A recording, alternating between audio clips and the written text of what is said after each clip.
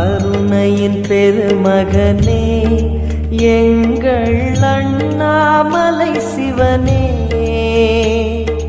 ஆடிய பாதத்தில் ஓரிடம் வேண்டும், ஆடிய பாதத்தில் ஓரிடம் வேண்டும்.